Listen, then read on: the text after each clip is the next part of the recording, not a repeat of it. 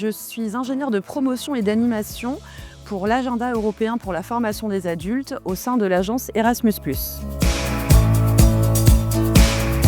Donc, l'agenda européen pour la formation des adultes, qu'on appelle AEFA, il s'inscrit dans la stratégie européenne pour les compétences qui a été initiée en 2016 et qui vise à augmenter la formation des adultes les moins qualifiés. Et donc nous nous inscrivons dans cette dynamique. Nous sommes un réseau de 31 coordinateurs nationaux au niveau européen. Et en France, c'est donc l'agence Erasmus+, qui coordonne ce dispositif. Nous avons d'ailleurs fêté nos 10 ans en fin d'année dernière, afin de valoriser et faire une rétrospective et montrer tous les aboutissements de cet agenda.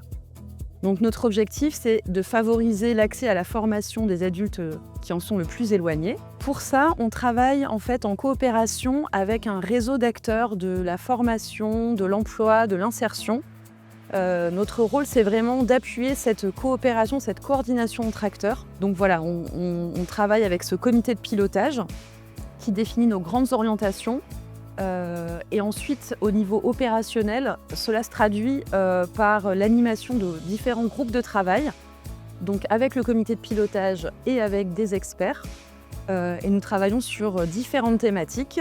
L'objectif est vraiment d'outiller les acteurs de la formation, les formateurs, pour améliorer les pratiques en vue de cet accès à la formation pour ceux qui en sont le plus éloignés.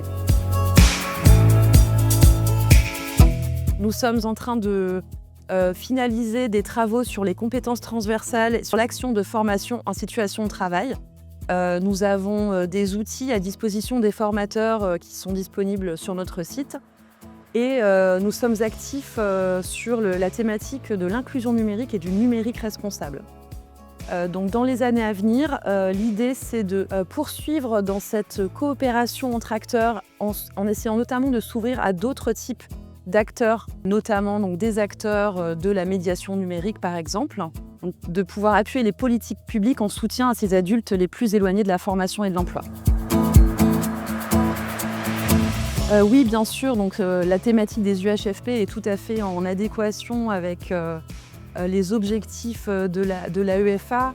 Il y a eu notamment des ateliers très intéressants qui traitaient de notre public cible, des personnes les plus éloignées. Nous sommes notamment intervenus lors d'un atelier sur la digitalisation de la formation et pour parler en fait de l'importance aussi de prendre en compte la notion de numérique responsable dans cette dynamique de digitalisation qui est très présente. Et pour cela, donc, nous avons présenté notre nouvel outil qui est un kit de ressources sur le numérique responsable pour les formateurs.